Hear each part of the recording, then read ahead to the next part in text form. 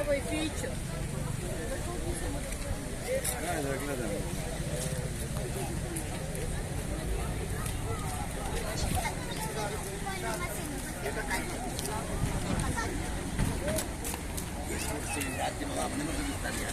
Rekli da su proizvodene prvo.